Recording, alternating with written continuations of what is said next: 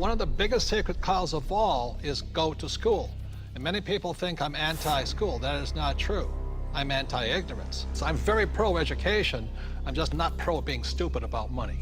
I think that's true, that what you said is education is more important now than it's ever been. That's right.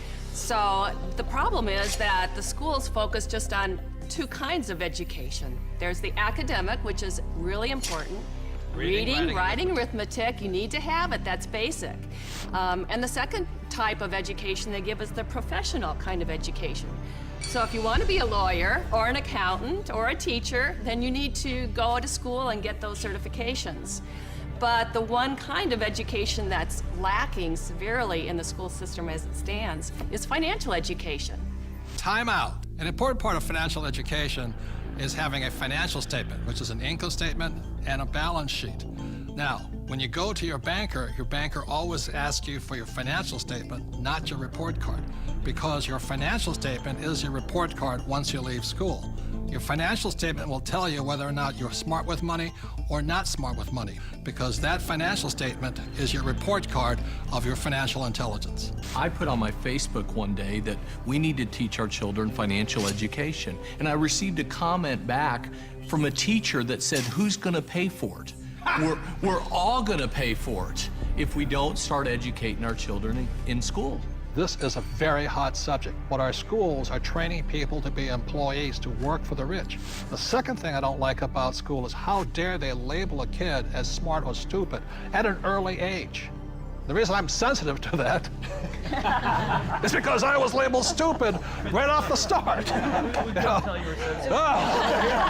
And it wasn't that I was stupid. I was bored and I was not interested, and it was none of the subjects I wanted, and nobody could tell me how I was going to use calculus. I kept asking my teacher, how am I going to use calculus? And they couldn't tell me. Are they training to be an employee, or are they training to be street smarts? See, my poor dad was school smart, my rich dad was street smarts, and I'd rather be street smart today. Well, there's a total lack of practical education. It's really what you're talking about. And I found that. I'm an accountant. I have a master's degree. And you're an A student, right? And I'm an A student. We'll forgive you. So, thank you. But when I went to school, the only financial education I got was specific to my profession.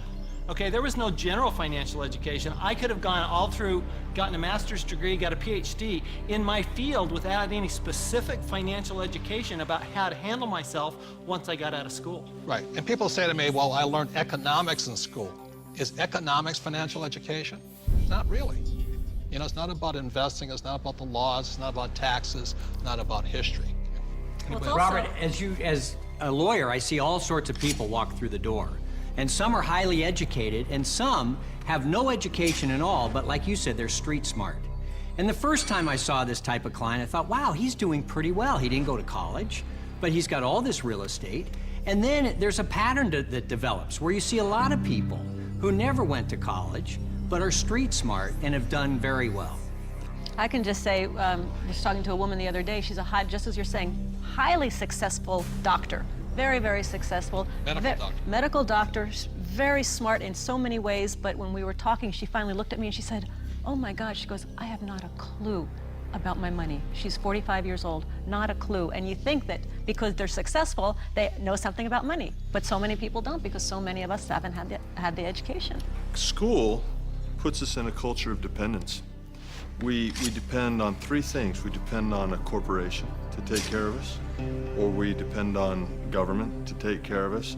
And the scary one, I think, is we depend on institutions. You know, the people we run our 401ks to take care of us. Stock market. And we put ourselves, we rob ourselves of the independence to think freely as entrepreneurs or investors, and we just become dependent on those three entities. And it's brutal.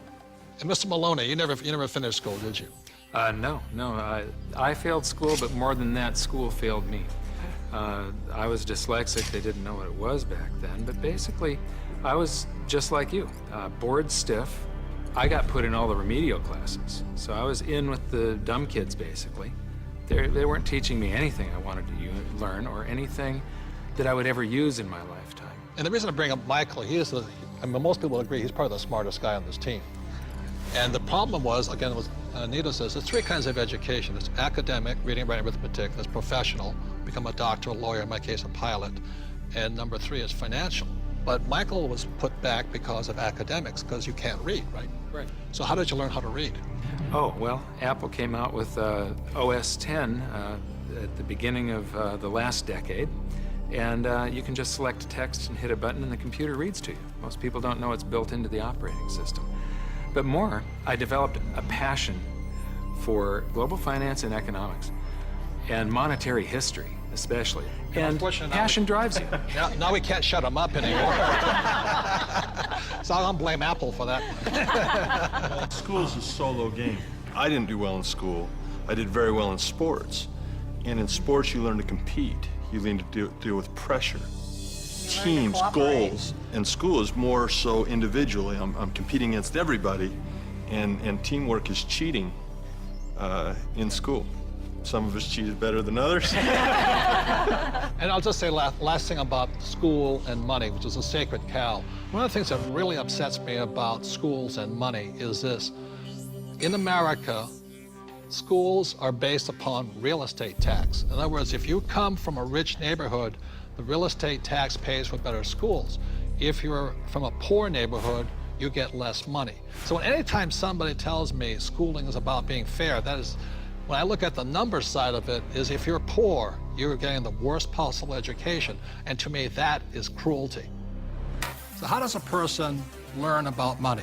How does a person increase their financial intelligence? This diagram, called the cone of learning, provides some interesting clues.